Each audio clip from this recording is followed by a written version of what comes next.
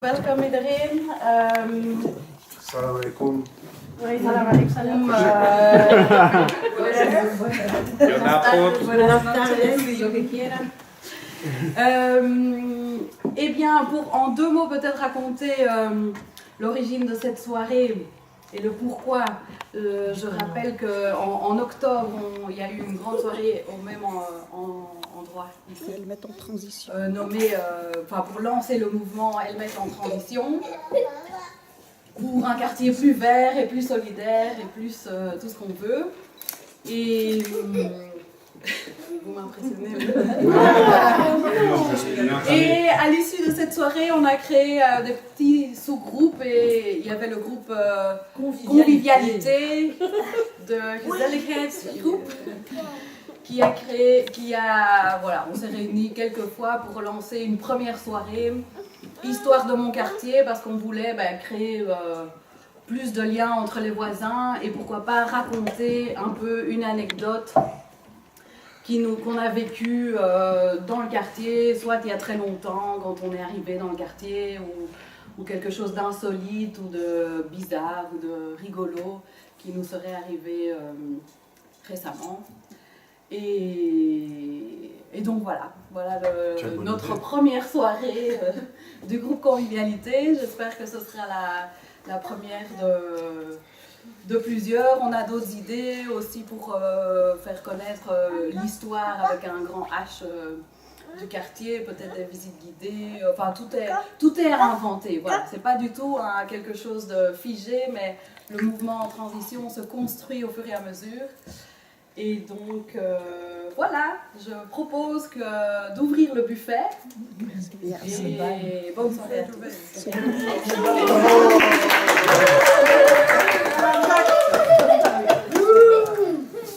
D'ici à peu près une trentaine de minutes, Maintenant, il y a beaucoup de gens de notre comité qui parlent chinois. Ils ont connu le jeu. Vous travaillez où? c'est vrai qu'il y a des combats. À la base, là-bas. Et en fait, c'est rigolo parce que je dis ça à mon prof depuis l'année 2000. Il me dit, ah mais je sais, c'est vous qui donne le coup. Je dis, ah bon? Et donc,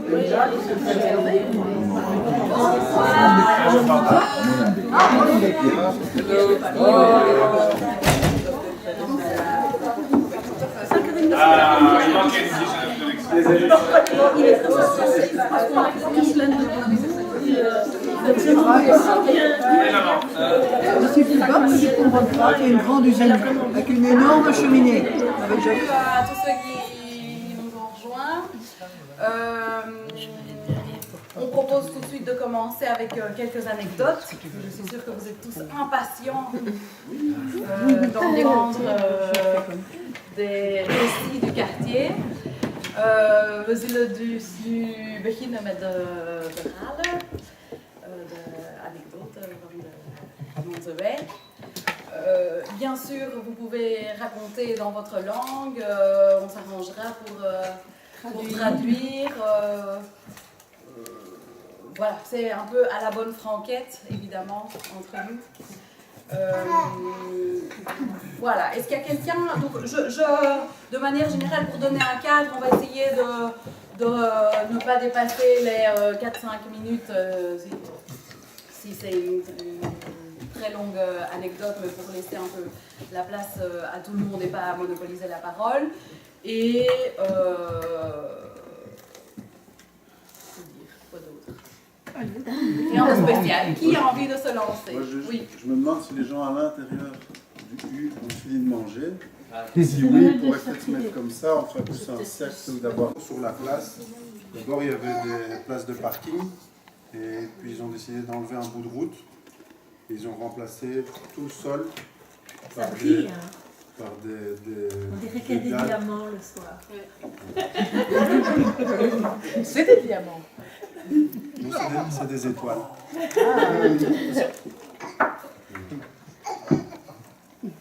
Moi, je suis allée au cours de pilates. Plus que 4 minutes. La première, c'est comment je me suis retrouvée dans ce quartier. 25 ans, ouais, 20-25 ans, je voulais acheter une maison et je cherchais dans Scarbeck. Et je faisais les rues en voiture, je regardais les petites annonces, etc.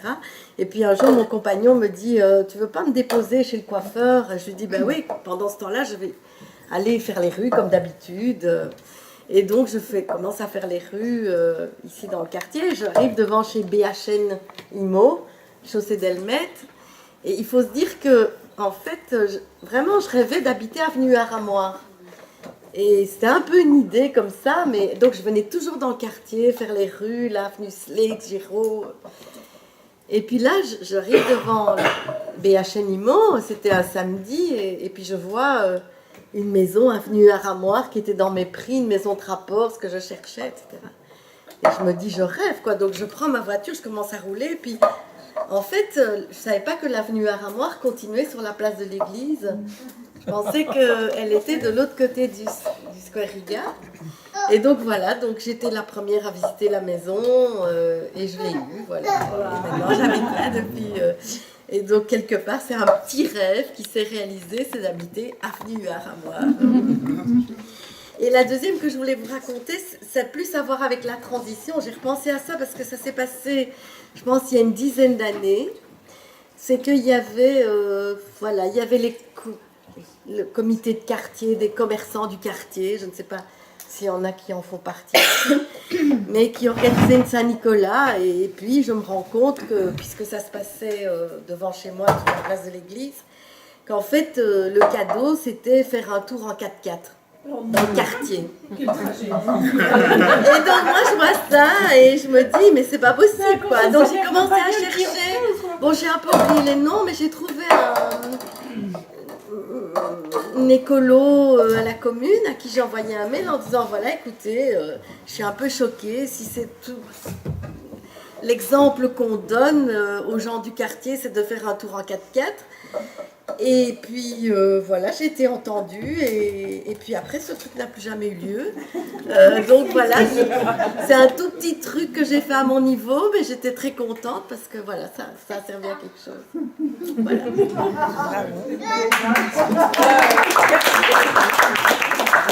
Le maréchal Foch, et c'est le temps de noces. Et cette histoire de guichet, c'est pas rêvé, c'était vrai. Un guichet pour les Néerlandophones.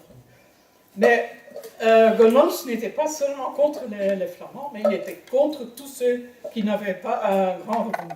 Contre les vieux, les immigrés, les Flamands. Les chômeurs. Donc, les étrangers, oui. Alors, quand j'habitais, et ce n'est pas agréable, ce souvenir n'est pas agréable, je suis néerlandophone, je suis flamande, mais je suis... elle n'est pas conservative, je suis progressive, disons, plutôt, j'ose le dire moi-même. Mais devant ma maison défilaient les manifestations du Taal-Actie-Comité. Donc les extrêmes de droite, avant Vlaams Belang et avant notre ami LVA, là. Donc, het Taal-Actie-Comité bestaat niet meer. Je les voyais défiler. Enfin, une réaction des Scarbecois progressistes était, je ne sais pas si c'était exactement dans la même période, je ne me rappelle plus les dates, les années, mais c'était le Front antiraciste, la grève de la grève de la faim, contre nous, la grève de la faim, comme protestation sur sa politique concernant les étrangers. Et entre autres, les locaux de ces groupes étaient dans la rue Josaphat, ils étaient même au Gaspille, le violence. Moi j'ai connu tout le Gaspille, toutes les différences a été dans le temps, c'était mon café. Maintenant j'aime bien encore d'y aller pour manger leur gaspa végétarien, mais ce n'est plus la même chose. Enfin bon, c'est toute une histoire. Excusez-moi, je dépasse les 4 minutes. Mais c'est pas une anecdote agréable. Maintenant, ce qui était plus agréable, c'était ce front antiraciste, le grève de faim, oui, il n'y a pas eu de mort. Et après, on a eu un regroupement progressiste, démocratie sans frontières, démocratie zonder grenzen. J'étais même sur la liste. J'avais 27 voix. Mais on n'a pas d'élu. C'est mieux que rien, hein? C'était 27 voix. In welk jaar was dat? God, dat weet ik niet meer. Dat is al lang geleden zo. Je me rappelle plus. Non, c'était 80. Hein. Il y a la Enfin, c'était tout le début du gaspillage aussi. Xavier Winkel était le propriétaire, maintenant il est un nouveau propriétaire. Sa femme d'abord. Puis il y a eu des Africains dedans et un grand. Il s'est brûlé, la maison a brûlé. Et maintenant il a rénové, restauré et il l'exploite avec son fils. Voilà. Merci beaucoup.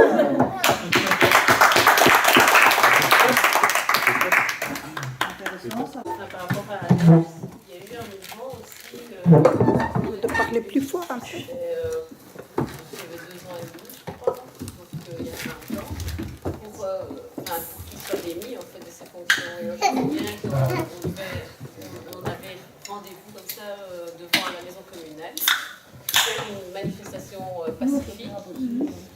Et alors, en fait, la dernière demi-heure, il y avait le Vlaams Bloc, je crois que c'était à ce moment-là, hein, le Vlaams Bloc, qui venait. Et en fait, là, évidemment, le Vlaams Bloc provoquait un peu, alors qu'en fait, pendant toute la manifestation, c'était super calme. Il y avait des gens qui venaient faire de la musique et tout ça. Et nous, on venait avec notre fille qui avait 2 ans et demi. Enfin bon, il n'y avait vraiment aucun souci. Et puis, la dernière demi-heure, alors il y avait le Vlaams Bloc qui venait. Et alors là, il y avait... Enfin, ils insultaient, etc. Et les médias venaient juste à ce moment-là. Ça passait à la télé. Mes beaux-parents qui habitent, mes ex-beaux-parents qui habitaient à Arlon, ils étaient mais vous êtes fous, avec vos enfants. Scarbeck, ça craint. Oui, c'est ça, voilà. Et puis il a été démis de ses fonctions parce que je crois qu'il y avait eu des preuves comme quoi il avait fait partie de. Je ne sais plus exactement. Et Je donc, m'occupais pas de politique à l'époque et en fait ma meilleure copine dont je parlais là tout à l'heure, je l'ai connue bien après. Donc toute cette époque-là était révolue depuis longtemps quand je l'ai connue. Et je me suis aperçue que de toute façon elle Je me était souviens que devenue c'était toutes les semaines pendant X, ça a duré quelques fois. C'était un rendez-vous pour manifester pour qu'il soit démis de ses fonctions. C'était chaud à l'époque, hein. Aussi au niveau de la police, même la police Oui, c'est était ça, c'était partagée. au niveau de la police. Lui, Enfin, nous, on venait d'arriver sur Scarbeck, mais bon, ça va arriver parce que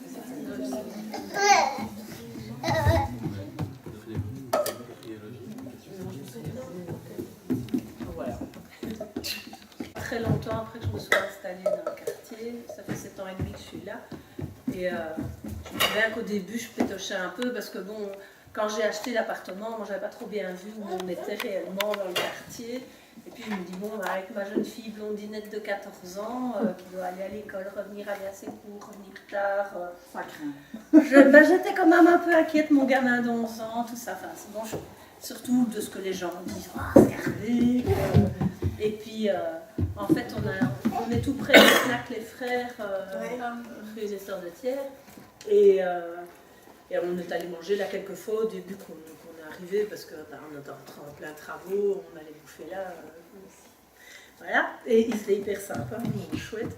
Et à un moment donné, il y a ma fille qui avait eu un petit problème en rentrant et en fait elle était passée chez eux, oui, elle avait oublié ses clés. Et donc elle a passé du temps chez eux, elle a attendu. Et en fait les gars du snack lui ont dit si jamais tu as un problème dans le quartier, t'hésites pas, hein, t'entres ici. Hein. Et ils ont sorti chacun 2 couteaux. Et en fait, quelques mois après, il y a eu mon anniversaire, c'était mes 50 ans en plus. Et en fait, ma fille m'a offert le snack, on est allé manger au snack. Et c'était mignon parce que je dis, moi j'avais pas envie de faire à manger. Puis elle dit, oh, allez, va aller manger au snack. Et puis en fait, elle est allée dire au patron que c'était mon anniversaire. Et en fait, le patron est arrivé tout embêté. Il dit, oh, mais il fallait le dire plus tôt. Et en fait, il avait 3 sucettes pour le dessert. Il dit, sinon, on aurait été chercher un gâteau à côté, mais c'était déjà fermé. Et j'avais trouvé ça tellement trop mignon. Et en plus, il a fait chanter joyeux anniversaire par tous les gens qui étaient dans le snack, et pour la plupart qui avaient quand même des têtes assez patibulaires. Et c'était Mimi comme tout, je me suis dit, c'est le paradis ici, c'est trop génial. C'est typiquement Scarbeck, quoi. Oui, c'était génial, on s'est dit là, c'est le bonheur, on est heureux. C'est le plus chouette anniversaire que j'ai eu. Le snack Les Frères, il faudrait peut-être que j'y aille, j'y suis jamais allée, alors j'habite pas très loin non plus. J'ai mis les pieds. Faut dire que Scarbeck, je me rappelle pas. Avenue Émile Zola, donc c'est juste à côté de la gare. Et il se trouve que moi je suis historien et je travaille à la Bibliothèque Royale. Et la Bibliothèque Royale est mise au point quelque chose qui existe depuis maintenant, qui est consultable chez vous. Hein. C'est un outil génial, c'est Belgica Press, qui permet d'avoir accès à toute la presse. On fait un mot-clé, on fait gare de Scarbeck et on a 1250 articles qui viennent. C'est extraordinaire. Et donc, moi, je me suis piqué, intéressé, historien ici. Je me suis dit, ben, je vais tâcher de faire quelque chose. Et j'ai 150 pages sur la gare de Scarbeck, telle qu'on en parle dans la presse. Et c'est... on ne peut plus voir la gare de Scarbeck de la même manière une fois qu'on a ça en tête. Alors j'avais fait... Je peux prendre des... c'est pas rédigé, hein, pour le moment c'est vraiment c'est brut de décoffrage, c'est les textes comme ça. Mais j'avais fait une sorte de petit inventaire à l'après-vert de choses étonnantes. Donc Scarbeck, quand même, la gare de Scarbeck, c'est la plus grande gare, c'est le cœur ferroviaire du pays dans toute la presse. C'est Scarbeck Formation étant la plus grande gare de formation de Belgique. Il y a eu 800 personnes qui travaillent ici. Il y a eu un nombre de morts, mais c'est épouvantable. J'ai des statistiques. À l'année, chaque année, il meurt 5 à 10 personnes dans les années 1880, 1890. Donc pas à la gare ici, avec Scarbeck Formation. Oui, des cheminots qui sont tamponnés entre deux. Parmi eux, il y a le grand-père de Johnny Hallyday. Le grand-père de Johnny Hallyday est mort ici. Formation. De l'autre côté, il y a ce qu'on appelle le carrefour de la mort, l'aiguillage de la mort, qui est le moment où, alors on est en dehors de la gare de Scarbeck, c'est le moment où les trains qui viennent du quartier Leopold, donc de la ceinture de Bruxelles, rencontrent ceux qui viennent d'Anvers et de Louvain. Ça, il y a eu un nombre d'accidents là. Le frère de Victor Horta a perdu ses 2 jambes là. C'est pour vous donner des exemples comme ça. Des choses qu'il faut quand on rentre dans la gare, je ne peux plus la voir de la même manière. Non, à Rouen, il est mort à Rouen. À Rouen, il a été écrasé par un train, mais à Rouen. Oui, c'est fou bête mort, mais c'est à Rouen. Mais non, des choses. Il y a le débarquement du cirque Barnum. Ça vous dit, le cirque Barnum. Donc ils sont arrivés avec 50 éléphants, 60 lions, enfin bon, des attelages avec 24 chevaux blancs. Enfin, il pleuvait comme c'est pas possible. Les trains ont débarqué à 5h, entre 5 et 6h du matin. Il y avait 15 000, 1909. J'ai ça. Je peux le. Il y a eu... Tout Bruxelles s'est déplacé entre 5h et 6h du matin. Ils drachaient comme c'était pas possible. Ils ont tâché de monter les tentes, ça n'a pas marché. Ils ont tâché de les monter juste en face de la gare. Et puis finalement, ils ont été plus loin pour les monter comme ça. Mais des chameaux ou des éléphants, il y en a eu plusieurs fois ici, à Scarbeck. Puisque, mais ça, c'est pas la gare, mais c'est juste ici, dans la avenue Ramois. Il y avait les jardins de... la villa de Plaisance de Charles de Lorraine. Qui avait une ménagerie, qui avait surtout une volière. Et puis il y a un truc tout à fait pathétique. Oui, je vais vous lire une chose tout à fait pathétique. On est en 1900, donc c'est l'exposition universelle, 58. Et c'est un truc dramatique. Expo 58, c'est un spectacle de cow-boys et indiens près du pont Eichmann. Le pont Eichmann, c'est juste ici aussi. Et en fait, il y a des gars... C'est politiquement incorrect à un point invraisemblable. On a fait venir des Indiens pour l'Expo 58 et ces types n'ont jamais été payés. Ils attendaient d'être payés, ils sont restés durant des mois le long de la voie avec les bisons. Donc il y a eu des bisons, tous les jours les gens voyaient les bisons passer en allant sur le... et des tentes d'Indiens, ils étaient là et ils ont campé littéralement dans des conditions misérables pendant des mois avant qu'on trouve une solution. Il y a des trucs qui sont même plus amusants, moins sinistre. Mais vous voyez maintenant ce qui est le grand hall de la nouvelle gare. La première gare, donc quand on voit, c'est ce qui se trouve sur la gauche, quand on la regarde. Ça a été construit en 1887. Et puis l'autre, elle a été construite le grand bâtiment a été construit en 1913, juste à temps pour que les Allemands arrivent et le profitent des installations. Et alors en 1947, après la Seconde Guerre, il y avait un tout jeune ministre des anciens combattants, qui s'appelait François Mitterrand.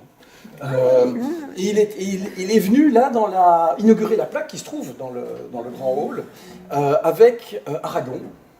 Et l'auteur, c'est une femme qui a créé le chant du partisan. Et donc dans cette gare, François Mitterrand, Aragon et ont chanté le chant du partisan tous debout en inaugurant la plaque. C'était ici à l'intérieur, comme ça.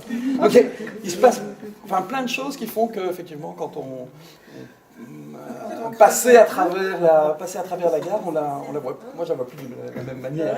Mais il y a aussi, pas terminer là-dessus, mais il y a le nombre de gens qui sont morts, qui ont été blessés ici dans les Scarbeck Formation, c'est vraiment impressionnant. Alors tout ça, à partir du XXe siècle, il n'y a quasiment plus, mais dans les années 1870, 80, 90, c'était terrible. Je viens d'Éternel, moi, et à la boulangerie où j'allais manger le samedi matin avec mes enfants, il y avait un tout vieux monsieur qui servait pour s'amuser, parce que comme ça il voyait des gens. Et ce petit monsieur, il avait 86 ans, et il nous a expliqué que son fils est mort en fait à la cage aux ours. Oui. Le premier jour où il a commencé à travailler au chemin de fer, il a cru que les trains venaient sur l'autre voie quand on leur a dit de se garer. Et pas garer sur la bonne voie. Je vais aussi vous dire des choses dont on a parlé dans la presse, mais qui n'ont jamais eu lieu. Ça vous amusera peut-être de savoir, on voit que les travaux qui viennent de durer 3 ans, on se demande pourquoi. Mais en 14, ils avaient prévu de faire des ascenseurs pour chaque quai. En 14. Les ascenseurs, c'était prévu dans les plans initiaux. Ils n'ont jamais construit. J'ai d'autres choses qui sont amusantes, mais peut-être une chose qui vous amusera aussi, c'est que Sergio Leone avait prévu de filmer Il était une fois en Amérique dans la gare de Scarbeck. Et ça ne s'est jamais fait. Il a choisi autre chose. Ça aurait dû, il était une fois en Amérique. Sergio Leone se trouvait ici. Voilà. Mon Dieu, c'est intéressant. Je vois déjà tes Je m'égare largement. Pas de helmet Je m'égare. Pourquoi la cage aux ours s'appelle la cage aux ours? Ce que tous les Scarbécois se demandent. Bien. Dans l'autre PowerPoint que j'ai, ici, c'est un petit PowerPoint mais il y a quand même une centaine de cartes postales. Alors c'est pas bien génial parce que si vous allez sur delcamp.net, vous en attrapez 60 en 5 minutes, quoi. Mais j'ai tâché de faire un triangle, c'est une sorte de promenade qui va de la gare jusqu'ici, jusqu'à Riga, et puis jusqu'à Bornikov, et retour jusqu'à la gare. Donc un triangle comme ça. Et il y a toute une série de cartes postales qui sont tantôt Bornikov, tantôt cage aux ours. Mais j'ai pas la réponse. Si, mais cage aux ours, c'est parce que en fait, oui, non, je le sais. Pourquoi il y a des comme si c'était parce que le style une cage. ressemble absolument à un zoo de Bâle. C'est ça, j'ai lu. Et la fosse, et